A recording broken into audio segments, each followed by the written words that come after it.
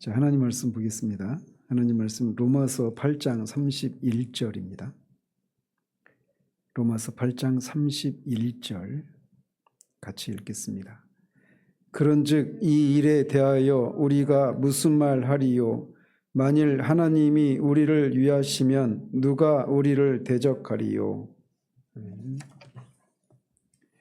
우리가 꽤나 오랫동안 구원의 황금사슬이라고 불리는 구절에 머물렀다가 이제 로마서 8장에서 새로운 단락에 이르게 되었습니다.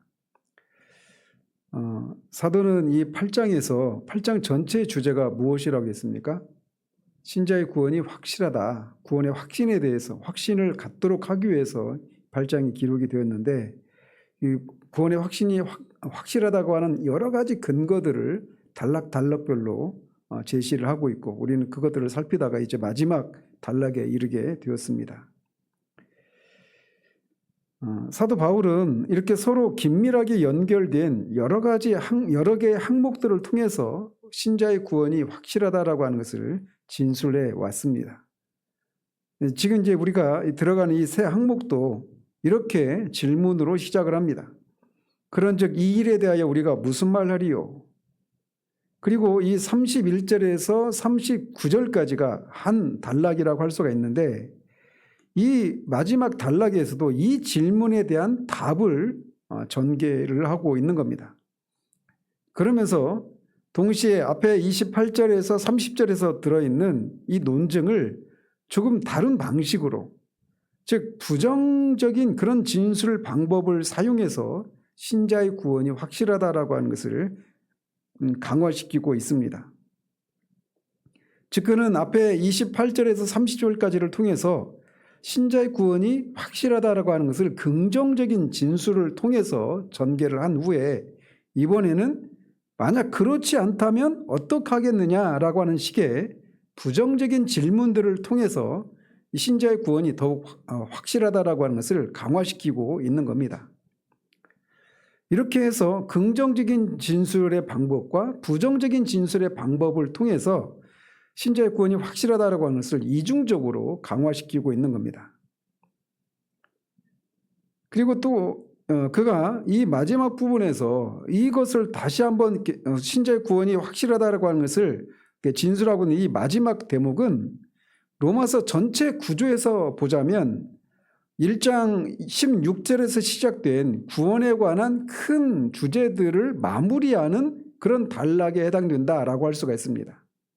즉 로마서를 크게 나누자면 교리 부분과 적용 부분 이렇게 나눌 수가 있어요.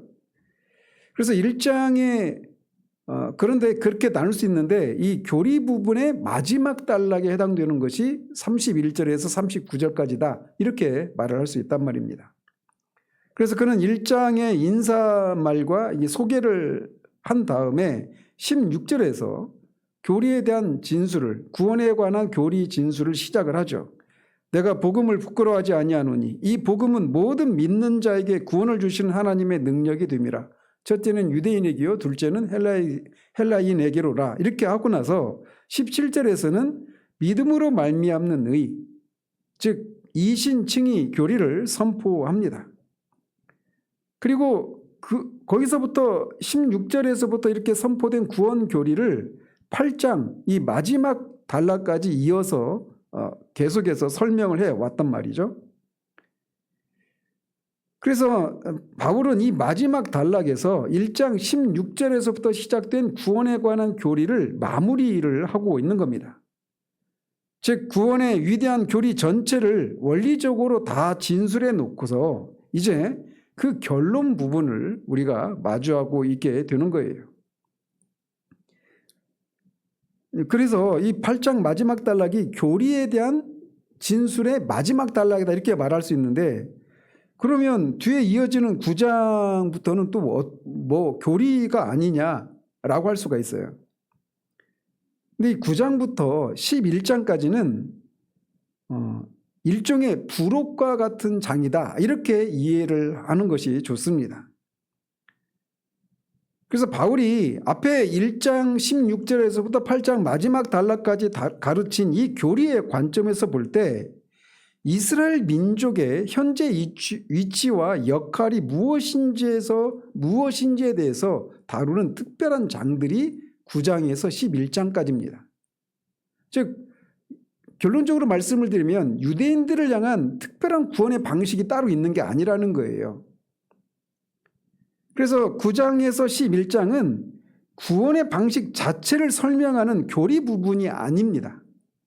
이 1장 1절에서 1장 16절에서부터 8장 마지막까지 진술한 교리에 대한 진술을 가지고 그렇다면 유대인들에게는 이것이 어떻게 적용되는가, 이 문제를 다루고 있는 거예요. 따라서 9장에서 11장까지는 교리에 대한 부분이라기보다는 어떤 부록과 같은 장이다, 이렇게 볼 수가 있는 것입니다. 그리고 12장에서 마지막 장까지는 교리를 성도의 실제 삶에 어떻게 적용하는가에 대한 부분이라고 할 수가 있어요. 그래서 1장에서 8장까지, 그 다음에 9장에서 11장까지는 일종의 부록과 같은, 그래서 유대인들을 향한 하나님의 특별한 계획이 무엇인가, 있느냐 없느냐, 이런 문제를 다루고 있고, 실제적으로 교리에 대한 적용 부분은 12장부터 16장까지다, 이렇게 나눌 수 있단 말이죠. 그래서 12장부터 16장까지는 우리가 이런 구원에 관한 교리를 알았다면 우리는 어떻게 살아야 되는가, 이거를 다루고 있는 장이 12장에서 16장까지예요. 따라서 이 8장 이 마지막 부분은 구원에 관한 교리를 다루는 부분에 있어서 마지막 단락이고 일종의 결론적인 부분이다, 이렇게 말씀을 드릴 수가 있습니다. 그런데 우리가 여기서 또 바울이 늘 앞에서 우리가 계속 살펴왔듯이 바울이 자기 주제를 다루는 특유의 방식을 여기서도 다시 한번 보게 됩니다. 그는 언제나 먼저 교리를 긍정적인 진술을 통해서 선포합니다. 그리고 이 진술에 대해서 그것을 긍정적인 방식으로 선포한 후에 그 교리를 뒷받침하는 여러 가지 논증과 역설을 펼쳐나갑니다. 그런데 그렇게 긍정적인 진술을 하고 그 진술이 진리라고 하는 것을 뒷받침하는 여러 가지 작은 논증들을 제공을 해요. 그런데 거기서 끝나는 것이 아니라 부정적인 방식을 또 첨가를 합니다. 그래서 그 긍정적인 진술을 한 것에 대해서 이런저런 논증을 펼치면 그것에 대해서 어떤 사람이 그러면 그것이 아닌 경우에는 어떻게 되는가, 이런 질문들에 대해서 이제 부정적인 진술의 방식을 통해서 그들의 반박을 재반박을 하고 이런 방식으로 진술을 하는 것을 통해서 자신이 전달하고자 하는 논리를 강화시키는 방식을 취하고 있단 말이에요. 그래서 항상 제가 로마서 강의하면서도 계속 살폈고 저도 말씀을 전할 때도 항상 그런 식으로 전하죠. 무엇이 아닌가, 또 그럼 무엇이 참인가, 이런 식으로 말이죠. 그래서 늘 이렇게 사도 바울의 진술 방식을 보면 늘 이런 식으로 논증을 전개해 나가는 것을 볼 수가 있습니다. 그래서 여기서 우리가 잊지 말아야 할 한 가지 중요한 점이 있는데, 바울의 가장 중요한 관심이 왜 이런 방식을 취하는가라는 겁니다. 그는 자기 편지를 읽는 사람들이 바울이 말하는 것이 바로 이런 뜻이었구나라고 이런 확실히 알도록 하기 위해서 때로는 긍정적인 방식으로, 때로는 부정적인 방식으로 자신이 말하고자 하는 의도를 확실하게 하는 이런 방식을 취하고 있단 말입니다. 바울의 가장 중요한 관심은 언제나 목회적입니다. 그를 단순히 어떤 신학자나 성경의 저술가나 또 어떤 교리를 발견하고 세우는 그런 어떤 교리 이론가로만 봐서는 안 됩니다. 그는 무엇보다도 복음 전도자요, 목자요, 교사입니다. 그래서 그는 추상적인 이론으로서 교리에만 관심을 두지 않아요. 그는 자기가 기록한 이 진리가 편지를 받는 사람들의 마음에 실제적인 위로와 확신이 되기를 원했습니다. 그래서 항상 자기가 선포한 원리를 다른 각도에서 다시 확인해주고 혹시 생길 수도 있는 난제들과 반론들까지 미리 제기하고 그것에 대해서 대답을 해주는 이런 방식으로 그의 그 로마서를 전개해 나가고 있는 것을 보게 됩니다.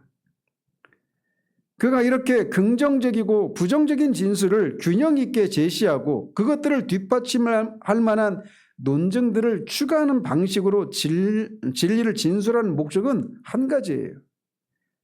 즉, 이 편지를 읽는 사람들이 더 이상 이런 문제들로 불안해하지 않도록 구원에 대해서 마음 놓고 기뻐하고 어떤 상황을 만나더라도 견고히 서도록 돕는 것, 이런 목표적인 이유를 위해서 이런 진술 방식을 취하고 있는 겁니다.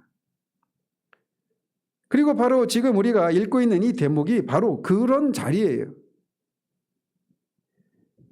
바울은 28절에서 30절에서 이렇게 전제했습니다. 우리가 알거니와 하나님을 사랑하는 자, 곧 그의 뜻대로 부르심을 입은 자들에게는 모든 것이 합력하여 선을 이루느니라. 그리고 나서 그것에 대한 근거로 미리 아심, 미리 정하심, 부르심, 의롭다 하심, 영화롭게 하심을 말해 나갔죠. 그런 다음에 이 교리에 대해서 사람들이 마음속에 떠올릴 수 있는 어려움들과 반대 의견들을 여기서 제시를 하는 겁니다. 즉, 이번에는 앞에 28절에서 30절까지는 긍정적인 진술 방식이었다면 그것을 통해서 신자의 구원이 확실하다라고 하는 것을 말했다라면 여기 이제 31절부터는 만약 그렇지 않다면 어떻게 되겠느냐라는 식의 부정적인 질문들로 정리해서 제시함으로써 신자의 구원이 확실하다라고 하는 이 목적을 강화시키는 일을 하고 있단 말이에요. 제가 보기에 이런 사도의 이런 논리를 전개하는 방식을 가장 잘 따른 사람들이 제가 보기에는 청교도들이에요.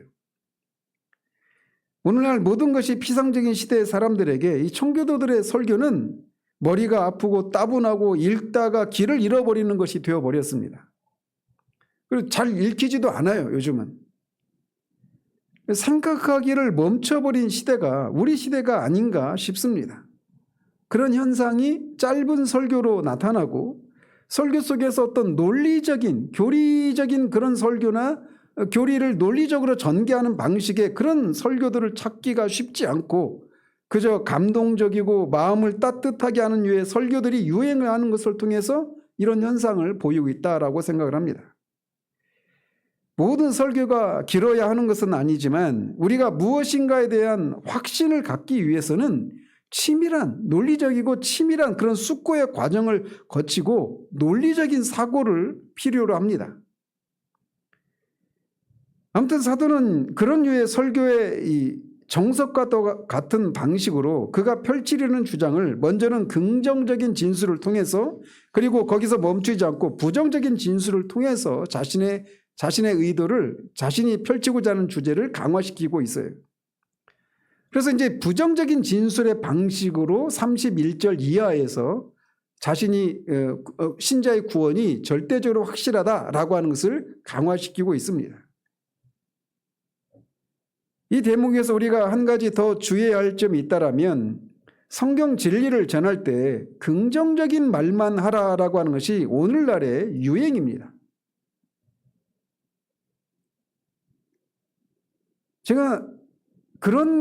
그래서 제가 오전 예배 때도 육은 무익하니라라고 한 이런 유의 설교들, 이거는 오늘날의 사람들에게 굉장히 불쾌한 그런 유의 설교입니다. 나름 열심을 내고 있는데 그 열심의 근원이 육인지 아니면 성령인지 이런 것들을 검토하게 하고 그들의 열심과 그들의 어떤 노력들을 아무것도 아니게 만들어버릴 수도 있는 그런 위험한 설교들, 이런 것들이 오늘날의 사람들에게는 인기가 없는 설교들이에요. 정말 자기가 예수 그리스도를 믿고 있는지 아니면 그냥 지적인 동의의 차원에 머물러 있는 것인지, 그래서 정말 자신의 구원이 진짜인지 아닌지를 검토하도록 하는 유의 이런 설교들은 사람들의 마음을 불쾌하게 만드는 설교가 되고 말았어요. 왜 그런 일이 일어나느냐? 부정적인 이야기는 하지 말고 긍정적인 얘기를 하라는 겁니다. 그래서 구원에 관한 자신의 구원의 문제를 검토하도록 하는 이런 류의 설교를 하는 설교자는 굉장히 불친절하고 사람들을 배려하지 못하는 그런 사람으로 그렇게 평가를 받는 시대가 우리 시대입니다. 하지만 바울을 보십시오. 그는 항상 진리의 긍정적인 선포를 하고 나서 이어서 그 진리에 대해 제기될 수 있는 부정적인 질문들, 반대 의견들을 직접 끌어와서 다루고 있습니다. 그리고 그 반론들을 하나씩 무너뜨림으로써 그런 방식을 통해서 진리를 더 확고하고 더 깊이 독자들의 마음에 새기게 하는 방식을 취하고 있어요. 만약 우리가 사람들에게 진리를 이런 방식으로 진리를 제대로 가르치고 싶다면, 그리고 오늘날 여기저기서 들끓고 있는 그런 이단들과 거짓 가르침들에 성도들이 휘둘리지 않게 하려면 긍정적인 진술만으로는 부족합니다. 우리는 거짓된 것, 잘못된 것, 왜곡된 것들을 직접 언급하고 그런 것들이 무엇이 잘못되었는지를 분별해 줘야 해요.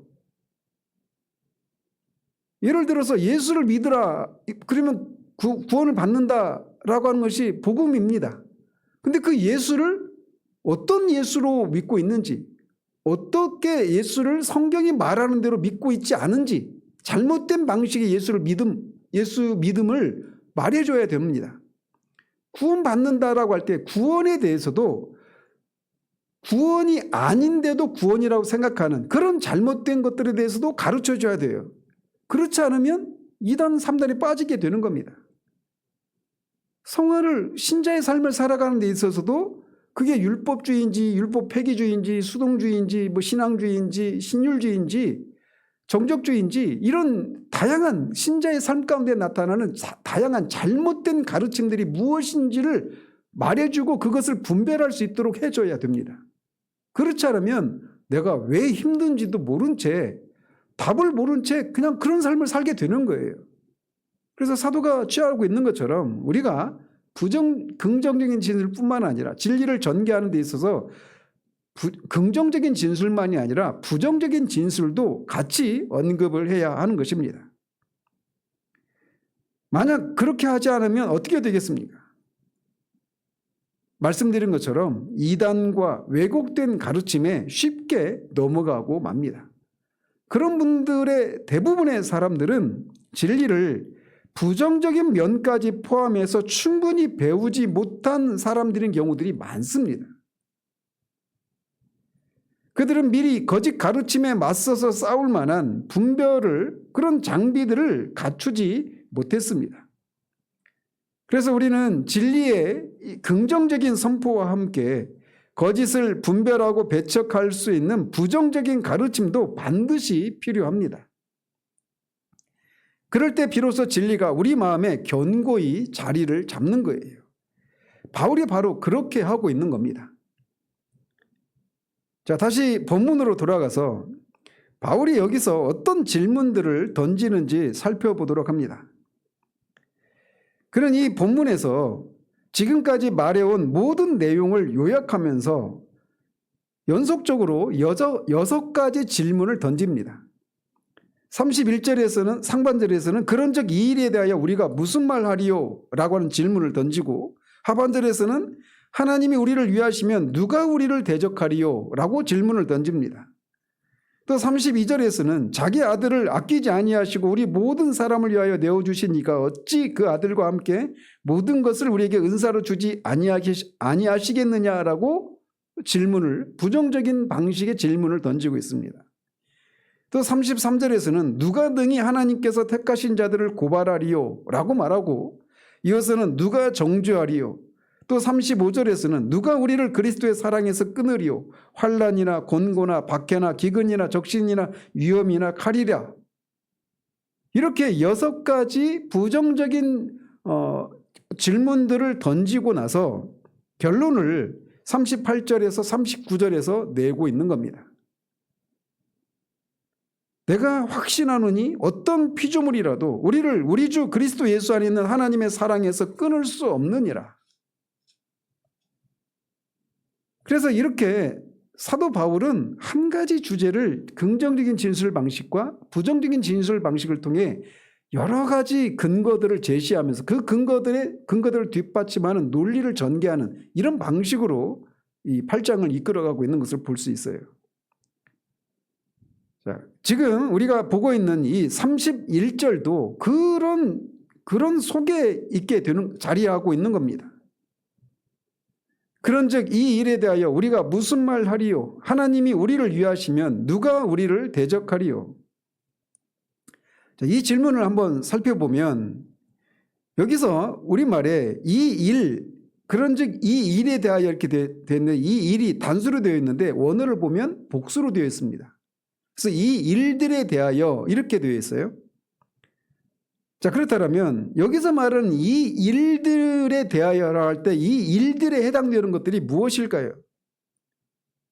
가까이는 바로 앞에 있는 28절에서 30절까지의 이 구원의 황금사슬이라고 불리는 이 내용들을 가리키고 더 멀리는 앞에서 말씀드린 것처럼 1장 16절 이후에서부터 바울이 이 8장 이 구원의 황금사슬 거기까지 진술했던 이 모든 내용들을 포함합니다.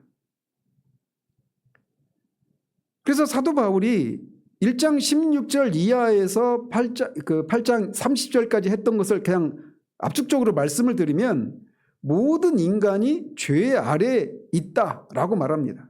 출발은 하나님이 모든 사람들에게 하나님이 어떤 분이신지를 핑계댈 수 없을 정도로 알려주셨다. 그리고 그 하나님 앞에 하나님의 뜻이 무엇인가도 알려주셨다. 율법이 있기 전에도 사람의 양심을 통해서 하나님이 계시고 그 하나님의 뜻이 무엇인가를 알 수 있도록 해주셨다. 그런데 그 하나님 앞에 모든 인간이 죄인이다 라고 하는 내용을 3장 후반부까지 전개를 합니다. 그래서 이방인이든 유대인이든 모든 인간이 죄 아래에 있고 하나님의 심판 아래에 있다라고 하는 것을 전개를 합니다.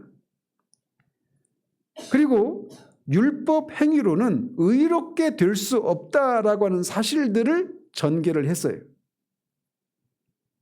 그리고 오직 예수 그리스도를 믿는 믿음으로만 의롭다 하심을 얻는다라고 하는 진리를 4장과 5장에 걸쳐서 설명을 합니다. 그러면서 아담 안에서 정죄받은 우리가 그리스도 안에서 의롭다 하심을 얻는다는 사실들을 그리스도와 연합을 통한 방식으로 우리가 구원을 의롭다함을 받는다라고 하는 것을 전개를 했죠.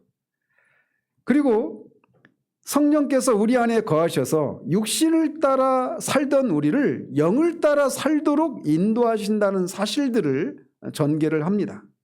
그리고 마지막으로 하나님이 미리 아신 자들을 미리 정하시고 부르시고 의롭다 하시고 영원하게 하셨다는 사실들까지 전개를 했는데 이 내용 전체를 가리켜서 이 일들 이렇게 말을 하고 있는 거예요. 그래서 바울은 그런즉 이런 일들 내가 지금까지 진술했던 이 모든 일들에 대해서 우리가 무슨 말 하리요? 라고 질문하고 있는 겁니다. 즉 바울은 내가 지금까지 말한 이 모든 사실들을 놓고 볼 때 우리가 어떤 결론에 이르게 되겠느냐라고 말을 하고 있는 겁니다. 그리고 그 결론이 뭐냐? 하나님이 우리를 위하시면 누가 우리를 대적하리요? 라는 것입니다. 지금까지 진술한 이 모든 내용들을 볼 때 하나님이 우리를 대하시면 우리는 어떤 결론에 이르느냐? 하나님이 우리를 위하시면 아무도 우리를 대적할 수 없다라고 하는 결론에 이르게 된다라고 말을 하고 있는 거예요. 자, 그런데 여기서 31절에 보면 만일 하나님이 우리를 위하시면이라고 말해서 만일이라고 이렇게 들어있어서 마치 만일은 가정법이잖아요. 그러니까 우리가 현재 실제는 그렇지 않은데 그렇게 되기를 가정해서 사용할 때 만일이라고 하는 단어를 쓰는데 여기서는 이 만일이라고 하는 단어가 정말 하나님이 우리를 위하신다면 좋겠는데 이런 식으로 불확실한 가정을 하고 있는 가정법으로 이 용어를 쓰고 있는 게 아닙니다. 헬라어 문맥에서는 이 만일이라고 하는 단어가 어떤 사실을 참인 것을 전제로 할 때도 이 똑같은 단어를 써요. 그래서 무엇이 사실이기 때문에, 이게 만일이 영어로는 if잖아요. if. 그런데 이게 because로 번역될 때도 있단 말이에요. 뭐뭐 때문에. 여기서는 후자입니다. 그래서 이렇게 번역을 할 수가 있어요. 하나님이 우리를 위하신다는 이 사실들에 비추어 볼 때 누가 우리를 대적할 수 있겠느냐, 이렇게 묻고 있는 겁니다. 자, 그렇다면 하나님이 우리를 위하신다라고 하는 말이 무슨 뜻일까요? 그것은 하나님께서 단지 우리에게 호의를 가지고 계신다 정도가 아닙니다. 하나님이 우리를 위해서 일하시고 계획하시고 보호하시고 책임지신다는 그런 뜻으로 말을 하고 있는 거예요. 그래서 하나님이 우리를 위해서 아들을 보내시고 우리를 위해서 성령을 보내시고 우리를 위해서 모든 것을 합력하게 하신다라고 하는 말을 하나님이 우리를 위하신다라고 말을 하고 있는 거예요. 하나님이 이 모든 일을 하신다라는 겁니다. 자, 그리고 여기서 하나님이 우리를 위하신다 할 때 그 우리는 누구일까요? 마찬가지로 앞에서 살펴봤던 것처럼 하나님을 사랑하는 자, 곧 그의 뜻대로 부르심을 입은 자들, 하나님이 미리 아시고 미리 정하시고 미리 부르시고 의롭다 하시고 영화롭게 하는 자들, 즉 이 모든 구원받은 사람들, 신자들을 가리키는 겁니다. 바로 그들을 향해서 하나님은 지금도 우리 편으로 서 계셔서 그들을 위해서 일하신다라는 거예요. 그러면서 바울은 이렇게 묻습니다. 그렇다면 누가 우리를 대적할 수 있겠느냐? 우리가 여기서 주의해야 될 것은 우리를 대적하는 자가 전혀 없다는 말로 이 말을 하고 있는 게 아닙니다. 오히려 실제로는 우리를 대적하는 세력이 많습니다. 세상도 또 우리 안에 남아있는 죄성도 우리 밖에 있는 사탄과 악한 영의 세력도 각종 이단과 거짓 교훈도 우리를 대적합니다. 그래서 루터는 육신과 죄와 세상과 사탄, 이거를 신자의 4대 원수라고 말을 하죠. 이런 것들이 우리가 죽을 때까지 신자들을 대적합니다. 세상은 한 번도 우리가 하나님을 섬기는데 호의적인, 우리를 배려하는 적이 없습니다. 세상은 늘 우리를 대적합니다. 사탄도 늘 우리를 대적해요. 우리 안에 남아있는 정욕도, 옛사람도 우리를 자아도 끊임없이 우리를 대적해요. 죄도 마찬가지입니다. 그래서 사도가 여기서 누가 우리를 대적할 수 있겠느냐라고 할 때 우리의 대적이 없다는 말로 한 것이 아니라 이런 것들이 있다라는 것을 전제하고 그 모든 대적들이 아무리 강하고 교활하다 해도 창조주 하나님이 우리 편이시라면 결국 우리를 향한 하나님의 목적을 꺾을 수 있는 자가 아무도 없다라고 말하고 있는 겁니다. 성경은 어디에서도 그리스도인의 삶이 편안하고 쉬운 길이라고 말하지 않습니다.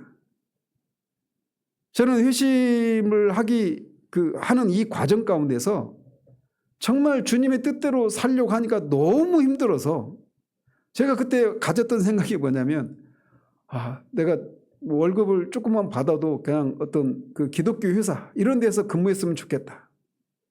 제가 그때 다니던 그 회사의 한 절반 정도밖에 안 됐어요. 월급이 거기가. 아니면 교회 간사로 일을 했으면 좋겠다. 왜냐하면 여기 직장에 있는 동안에는 너무 힘드니까 그런 생각을 했었어요. 그런데 기독교 회사도 마찬가지고 교회도 마찬가지예요. 신자의 삶이 편안하고 쉬운 길, 쉬운 곳이라고 하는 것은 없습니다. 그리스도인의 삶은 결코 안락한 삶이 아닙니다. 오히려 성경은 신자의 삶은 씨름이 있다라고 말합니다. 전쟁이 있다라고 말을 하고 핍박과 환난이 있다고 현실적으로 말을 해주고 있어요. 그리고 우리에게 악을 대적하라고, 믿음의 선한 싸움을 싸우라고 말합니다. 마귀를 대적하라고 분명하게 명령합니다. 이 용어들은 다 전투적인 용어들이에요.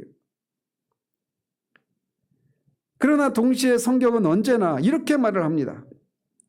하나님이 너와 함께 하신다. 하나님이 너의 피난처이시고 방패이시다. 하나님이 너를 위하신다고 말을 합니다. 그래서 그 씨름과 전쟁이 있는 곳에서 신자들이 살 수 있는 거예요. 오늘날 우리는 복음이라고 할 수 없는 샤머니즘적인 그런 영향을 너무나 크게 받아서 예수를 믿으면 이런 것들이 다 해결될 수 있는 것처럼 생각을 합니다. 그러나 그렇지가 않아요. 이런 씨름과 대적하는 세력들이 있음에도 불구하고 하나님이 우리 편이 되셔서 우리를 위하시고 우리와 함께 하시기 때문에 이런 삶 가운데서 맨 뒤에 나오는 것처럼 넉넉히 이기는 삶을 살 수가 있는 겁니다. 겨우 어떤 구원의 생명을 유지하는 방식의 삶이 아니라 그런 것이 있음에도 불구하고 넉넉히 이기는 삶을 살 수 있다라고 말을 하고 있는 거예요. 아브라함을 한번 떠올려 보십시오. 오늘날 기독교인들이 부를 축적해도 되는지 아니면 가난해져야 되는지 우리나라에서도 한 10여 년 전에 청빈이 맞냐 또는 청부가 맞냐 이런 논쟁이 있었어요. 아십니까?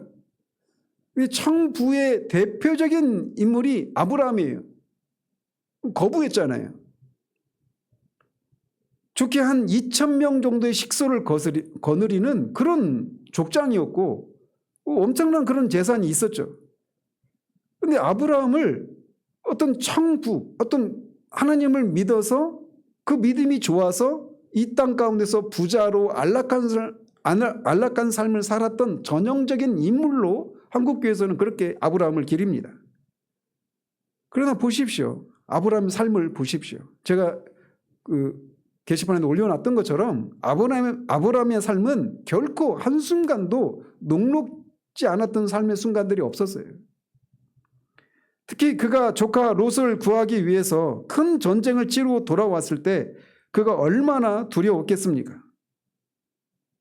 아브라함은 겨우 몇백 명의 용병들을 데리고 그둘라오멜 연합군을 상대해서 승리를 거두고 온 겁니다. 기습적으로 하나님의 은혜로 기습적으로 그들을 공격했기 때문에 그들이 혼비백산에서 도망갔지, 만약 그들이 다시 전열을 재정비하고 쳐들어온다면 아브라함이 맞설 수 있겠습니까? 4개 나라가 5개 나라가 왕국이 연합을 해서도 그 패배했던 연합군인데 아브라함이 겨우 그런 군대라고 할 수도 없는 그런 조직이 맞서서 싸울 수가 없단 말이에요. 그래서 롯을 구하고 오는 길에 하나님이 멜기세덱을 통해서 그런 위로를 하시잖아요. 두려워하지 말라라고. 그래서 아브라함아 두려워하지 말라. 나는 네 방패요 너의 지극히 큰 상급인이라고 하는 말씀을 하나님이 하실 수밖에 없었던 겁니다. 아브라함이 두려워하지 않는데 이런 말씀을 하신 게 아니란 말이에요.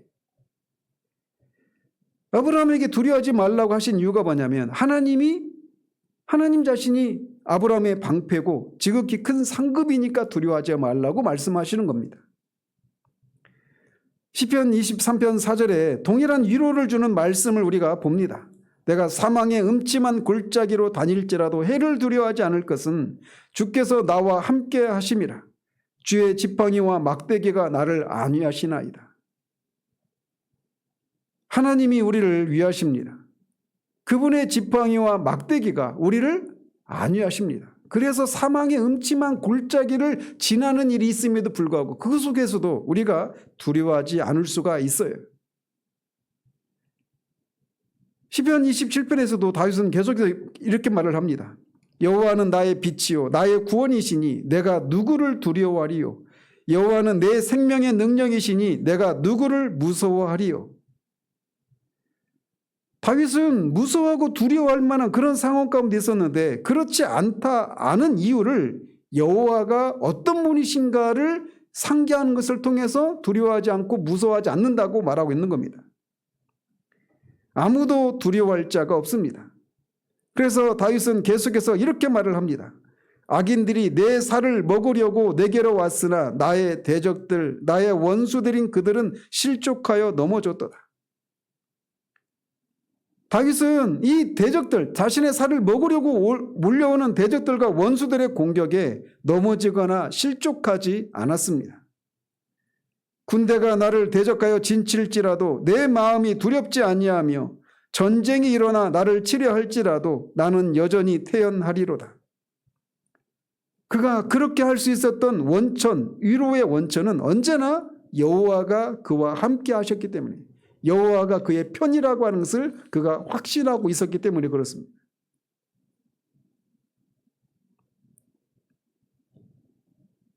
뒤에 이어지는 구절에서도 여호와께서 환난 날에 나를 그의 초막 속에 비밀히 지키시고 그의 장막 은밀한 곳에 나를 숨기시며 높은 바위 위에 두시리로다. 하나님 안에 숨는 것, 하나님 안, 그것보다 안전한 곳이 어디가 있을까요? 튼튼한 요새 되시는 하나님, 그 어떤 것도 그 하나님의 그 요새를 부술 수가 없습니다. 그렇기 때문에 우리를 위축되게 만드는, 우리의 마음을 두렵게 하고 낙심하게 만드는 그 모든 원수들을 바라보는 것보다 하나님을 바라봐야 합니다. 하나님이 어떤 분이신가? 하나님이 그리스도로 말미암아 나에게 어떤 분이 되셨는가를 생각하고 바라보는 것이 있어야 돼요. 믿음은 그저 어떤 진리를 아는 것에서 끝나는 것이 아니라 그 믿게 된 그 진리를 우리에게 실제적으로 적용하는 겁니다. 거듭 말씀드리잖아요. 묵상이 바로 그런 거라고. 진리를 우리에게 설교하는 거예요.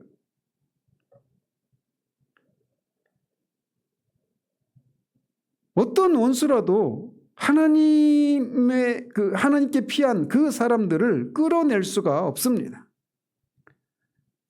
다윗은 13절 14절에서 내가 산자들의 땅에서 여호와의 선하심을 보게 될 줄 확실히 믿었도다. 너는 여호와를 기다릴지어다. 강하고 담대하며 여호와를 기다릴지어다. 원수들이 자신을 삼키려고 그렇게 몰려왔을 때 그가 자신이 산자들의 땅에서 여호와의 선하심을 보게 될 줄 확실히 믿었다고 말합니다. 하나님이 어떤 분이신가를 그가 알았기 때문이에요. 시편 46편도 동일한 이유에서 하나님의 환난을 받고 핍박을 받는 성도들을 위한 보루로 자주 인용되는 구절입니다. 하나님은 우리의 피난처시오 힘이시니 환난 중에 만날 큰 도움이시라. 그러므로 땅이 변하든지 산이 흔들려 바다 가운데 빠지든지 바닷물이 솟아나고 뛰놀든지 그것이 넘침으로 산이 흔들릴지라도 우리는 두려워하지 아니하리로다. 한 시내가 있어 나뉘어 흘러 하나님의 성 곧 지존하신 이의 성소를 기쁘게 하도다. 하나님이 그 성 중에 계심에 성이 흔들리지 아니할 것이라. 새벽에 하나님이 도우시리로다. 문 나라가 떠들며 왕국이 흔들렸더니 그가 소리를 내심에 땅이 녹았도다. 만군의 여호와께서 우리와 함께 하시니 야곱의 하나님은 우리의 피난처시로다. 하나님이 자신의 피난처요 환난날에 피할 그런 피난처시라고 하는 것을 알기 때문에 이런 확신 가운데 이런 노래를 하고 있는 겁니다. 이어지는 구절에서 와서 여호와의 행적을 볼지어다. 그가 땅을 황무지로 만드셨도다. 그가 땅끝까지 전쟁을 쉬게 하시며 활을 꺾고 창을 끊으며 수레를 불사르시는도다. 이르시기를 너희는 가만히 있어 내가 하나님 됨을 알지어다. 내가 문 나라 중에서 높임을 받으리라. 내가 세계 중에서 높임을 받으리라 하시도다. 만군의 여호와께서 우리와 함께 하시니 야곱의 하나님은 우리의 피난처시로다. 하나님이 성령을 통해 그리스도와 함께 우리 안에 거하십니다. 그리고 그분이 우리를 위하십니다. 그렇기 때문에 이 사실들을 우리가 끊임없이 묵상하는 것을 통해서 유동하지 않을 수가 있게 되는 거예요. 또 시편 83편 11절 12절에 여호와 하나님은 해요 방패이시라. 여호와께서 은혜와 영화를 주시며 정직하게 행하는 자에게 좋은 것을 아끼지 아니하실 것임이니이다. 만군의 여호와여, 주께 의지하는 자는 복이 있나이다. 우리가 더 무엇을 바랄 수 있겠습니까? 하나님이 우리의 피난처가 되시고 우리를 위하신다면 누가 우리를 해칠 수 있겠습니까? 마지막으로 이 이외에도 굉장히 많죠. 이런 것들이 굉장히 많습니다. 성경 속에. 근데 마지막으로 이사야 40장만 몇 구절 살펴보면 우리가 자주 세상 돌아가는 모습에 떨면서 두려워하고 무슨 세력이 일어나서 하나님의 손에서 우리를 빼앗아가서 멸망으로 집어넣을 것 같은 그런 느낌을 가질 때마다 우리는 이 본문을 묵상을 해야 합니다. 특히 10절에 보면 보라, 주 여호와께서 장차 강한 자로 임하실 것이요 친히 그의 팔로 다스리실 것이라. 보라, 상급이 그에게 있고 보응이 그의 앞에 있다 라고 말합니다. 끊임없이 여호와 하나님을 바라보고 여호와 하나님이 무엇인가를 상기하고 있는 것을 보게 됩니다. 또 12절 14절은 누가 손바닥으로 바닷물을 헤아렸으며 뼘으로 하늘을 쟀으며 땅의 티끌을 되에 담아 보았으며 접시 저울로 산들을 막대 저울로 언덕들을 달아 보았으랴. 누가 여호와의 영을 지도하였으며 그의 모사가 되어 그를 가르쳤으랴. 그가 누구와 더불어 의논하셨으며 누가 그를 교훈하였으며 그에게 정의의 길로 가르쳤으며 지식을 가르쳤으며 통달의 도를 보여주었느냐라고 묻습니다. 하나님에게 있어서 이 산이나 이 모든 것들은 그냥 저울에 있는 그냥 이 저울 추와 같은 이런 것에 불과하고 하나님에게 이렇게 하십시오 저렇게 하십시오 훈수를 두고 교훈을 할 존재가 없어요. 하나님은 누구와도 상의하지 않으십니다. 그러면서 15절에 보라, 그에게는 열방이 통에 한 방울 물과 같고 저울의 작은 티끌 같으며 섬들은 떠오르는 먼지 같다라고 말합니다. 하나님 앞에 이 모든 세력들과 이 측정한 결과가 통에 한 방울의 물과 같은 저울의 작은 티끌 같은 그 저울의 무게에 아무런 영향도 끼치지 않는 것이라는 겁니다. 열방이 아무리 큰 열방이라 하더라도. 공산주의나 인본주의, 동성애, 이슬람, 물질주의, 종교다원주의, 세속주의 등등 오늘날 한국교회가 두려워하는 대상들이 이런 것들 아닙니까? 이런 것들이 우리가 생각할 수 있는 우리를 대적하는 것들이라고 할 수가 있어요. 그러나 이 모든 것들은 통에 한 방울 물과 같고 저울의 작은 티끌 같다라고 말합니다. 하나님에게는 이렇다는 거예요. 보라, 그에게는 섬들은 떠오르는 먼지 같으리니 레바논은 땔감에도 부족하겠고 그 짐승들은 번제에도 부족할 것이라. 그의 앞에는 모든 열방이 아무것도 아니라 그는 그들을 없는 것 같이 빈 것 같이 여기시느니라. 이 레바논의 자리에 미국을, 중국을, 러시아를 집어넣으십시오. 똑같습니다. 하나님 앞에. 그들이 하나님의 보시기에는 그런 존재밖에 되지 못한다라는 겁니다. 하나님의 존재에서 그들의 실상은 이런 정도밖에 안 돼요. 이어서 22절 23절에서 이렇게 말을 합니다. 그는 땅 위 궁창에 앉으시나니 땅에 사는 사람들은 메뚜기 같으니라. 그가 하늘을 차일같이 펴셨으며 거주할 천막같이 치셨고 귀인들을 패하시며 세상의 사사들을 헛되게 하신다. 이것은 자기들이 거인같이 뽐을 내고 거드름을 피우는 위대하다고 하는 사람들이 하나님 앞에서는 다 이런 존재밖에 되지 않는다라는 거예요. 메뚜기 같다라는 겁니다. 어제 누리호가 우주 공간에 유성을 띄웠잖아요. 우주 공간 생각하면 얼마나 광막하고 광대합니까? 근데 하나님은 차일같이 하늘을 펴시는 그런 분이시라는 거예요. 황제들을, 왕들을 오늘날의 음모론의 단골 손님으로 등장하는 로스차일드 가문이나 월스트리트의 유태 자본가들과 같은 세계를 움직이는 음모론의 단골 손님들도 하나님의 눈에는 그러하시다라는 겁니다. 그들은 겨우 심기고 겨우 뿌려졌으며 그 줄기가 겨우 땅에 뿌리를 박자 곧 하나님이 입김을 부시니 그들은 말라 회오리 바람에 불려가는 촉에 같도다라고 말합니다. 우리를 두렵게 하는 그 많은 공포의 대상들, 빌 게이츠, 조지 소로스, 수많은 음모론의 그 거대한 이 세상에서 돈으로 세상을 움직이고 전쟁을 일으키기도 하고 종식시키기도 할 수 있는 그런 막강한 힘을 가진 그 사람들, 그들이 하나님 보시기에는 다 이런 존재밖에 안 된다는 거예요. 겨우 심기고 겨우 뿌리를 내리는데 하나님 입김 불면 그냥 말라버리는 그런 존재에 불과하다라는 겁니다. 이 모든 진술에 이어서 최종적인 진술을 이렇게 말을 합니다.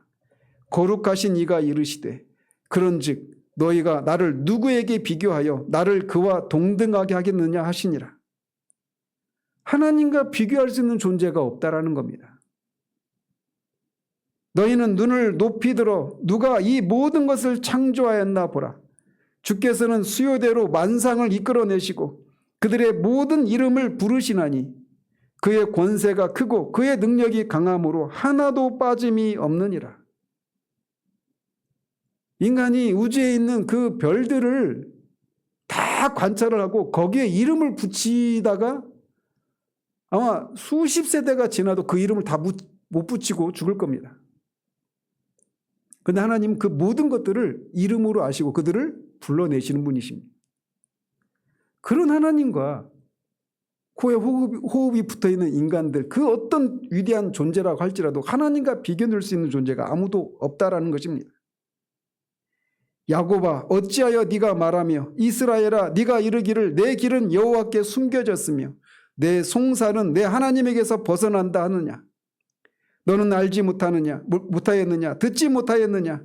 영원하신 하나님 여호와 땅끝까지 창조하신 이는 피곤하지 않으시며 곤비하지 않으시며 명철이 한이 없으시며 피곤한 자에게는 능력을 주시며 무능한 자에게는 힘을 더하시나니 소년이라도 피곤하며 곤비하며 장정이라도 넘어지며 쓰러지되 오직 여호와를 앙망하는 자는 새 힘을 얻으리니 독수리가 날개치며 올라감 같을 것이요 다른 박질하여도 곤배하지 아니하겠고 걸어가도 피곤하지 아니하리로다. 우리를 위하시는 하나님이 바로 이런 분이십니다. 이 모든 방금 인용해드린 이런 모든 것들은 한마디로 이렇게 요약을 할 수 있어요. 이런 하나님이 우리를 위하신다면 누가 우리를 대적하겠느냐라는 겁니다. 아무도 대적할 수 없다라는 겁니다. 하나님이 우리를 위하십니다. 그의 아들은 하늘과 땅의 모든 권세를 주신 분이십니다. 그런 분이 우리 주님이신데 성령을 통해 우리와 영원히 함께 하십니다.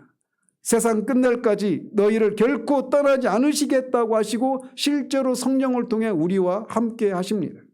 그리고 우리를 위해서 일하고 계셔요. 그러니 누가 우리를 대적하겠느냐라고 하는 것이 사도의 논쟁입니다. 그러나 정직하게 말하자면 우리 안에는 때때로 두려움과 의심이 밀려옵니다. 내가 이렇게 연약한데 끝까지 갈 수 있을까? 내가 이미 너무나 많이 넘어진 것은 아닌가? 내 죄가 너무 깊은데 하나님이 정말 나를 끝까지 붙드실까? 사탄의 권세는 너무 크지 않은가? 여기저기 전쟁에 대한 소식이 들리고 경제가 매우 어려워진다는 소문이 들리는데 내가 이 모든 어려움들을 이기고 끝까지 믿음을 저버리지 않을 수 있을까? 진리를 인해서 우리의 마음이 뜨겁고 그것 때문에 우리 삶이 막 활기차다가도 그 똑같은 진리를 보고 다음 날에는 우리 마음이 냉랭하고 그 진리가 우리를 움직이지 못하는 그런 일도 있죠. 저 이번 주에도 제 마음이 막 지난주와 다른 제 마음의 상태를 봐요.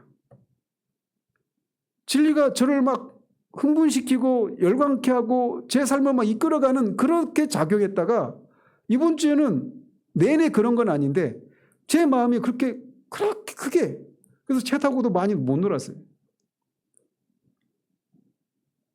그럴 때 그런 우리의 모습을 보면 이런 의심들이 밀려올 수 있어요. 그러나 바울은 우리에게 그런 우리 자신을 보지 말고 하나님을 보라고 말합니다. 아들을 아끼지 아니하시는 하나님, 우리를 의롭다 하시는 하나님, 지금도 하나님 우편에서 우리를 위해서 간구하시는 그리스도, 우리 안에 내주하시고 우리를 거룩으로 이끄시는 성령을 기억하라는 겁니다. 이 삼위 하나님이 우리 편이신데 누가, 무엇이, 어떤 세력이, 어떤 상황이, 어떤 죄가, 어떤 실패가 그분의 사랑과 계획과 목적을 파괴할 수 있겠느냐라고 묻고 있는 거예요. 결론은 없다라는 겁니다. 그 무엇도, 그 누구도, 그 어떤 것도 우리를 대적할 수 없다라고 말하고 있는 거예요. 그렇기 때문에 설교를 마치면서 바울이 우리에게 던진 이 첫 질문을 다시 들려드립니다. 그런즉 이 일에 대하여 우리가 무슨 말하리요? 이 모든 하나님의 구원에 대한 계획과 그리스도의 십자가와 부활과 성령의 내주와 역사하심, 하나님의 미리 하심과 미리 정하심과 부르심과 의롭다 하심과 영화롭게 하심을 우리가 다 살펴볼 때 여러분은 이 일에 대해서 무엇이라고 말씀하시겠습니까? 그래도 나는 내 구원을 잃어버릴지 모른다라고 말씀하시겠습니까? 하나님이 나를 위하신다는 사실이 아직도 잘 모르겠다고 말씀하시겠습니까? 아니면 비록 내가 연약하고 두렵고 떨리는 일들이 있지만 그리고 여전히 많은 싸움과 실패가 있다 할지라도 성령께서 주시는 믿음으로 이렇게 고백하시겠느냐고 묻고 있는 겁니다. 하나님이 나를 위하신다. 하나님이 우리를 위하신다. 그러므로 아무도 아무것도 결국에는 하나님의 뜻과 목적을 꺾을 수 없다. 이렇게 말씀하시겠는가라는 거예요. 바울이 우리에게 요구하는 결론은 이것입니다. 이런 하나님이 우리를 위하신다면, 이런 그리스도가 우리를 위하신다면, 이런 성령이 우리를 위하신다면 누가 우리를 대적하겠는가? 이 고백이 우리 모두의 고백이 되기를 바랍니다. 기도하겠습니다. 하나님 아버지, 사도가 교리에 대한 진술의 이 마지막 단락에서 이제는 부정적인 진술의 방식을 통해 신자의 구원이 절대적으로 확실하다라고 하는 것을 말하고 있는 첫 구절을 살펴보았습니다. 그런즉 우리가 이 일에 대하여 무슨 말 하리요? 만일 하나님이 우리를 위하신다면 누가 우리를 대적하리요? 라고 하는 이 질문 앞에 우리를 위하시는 하나님이 어떤 분이신지, 아브라함의 하나님, 모세의 하나님, 다윗의 하나님이 우리의 하나님, 그리스도로 말미암아 우리의 하나님이 되셨다라고 하는 이 사실, 아브라함에게, 다윗에게, 그 수많은 하나님의 사람들에게 행하신 그 하나님이 그들을 위하셨던 것처럼 그리스도로 말미암아 우리의 아버지가 되신 하나님이 지금도 우리를 위하신다라면 우리를 향한 하나님의 영원하신 계획과 목적을 꺾을 자가, 꺾을 수 있는 일이 우리 안에도 우리 밖에도 없다라고 하는 이 사실 앞에 우리가 두려움이 아니라, 염려가 아니라 찬송으로, 감사함으로, 믿음으로 그렇게 반응하는 것을 통해 이 땅 가운데서 어떤 상황 가운데 있다 하더라도, 현재의 고난이 아무리 막강하다 하더라도 그 안에서 우리가 찬송을 부르고 하나님께 감사하는 삶을 살아낼 수 있는 우리들 될 수 있도록 도우시기를 원합니다. 성령이시여, 우리에게 진리를 더 선명하게 조명해 주셔서 그 진리를 인해서 우리가 많은 부분에서 자유함을 누리고 그리스도를 통해 사신 일들의 그 영광에 합당한 존귀와 영광을 주님께 돌려드리는 삶을 살 수 있는 우리들 되기를 소원합니다. 예수 그리스도 이름으로 기도합니다. 아멘.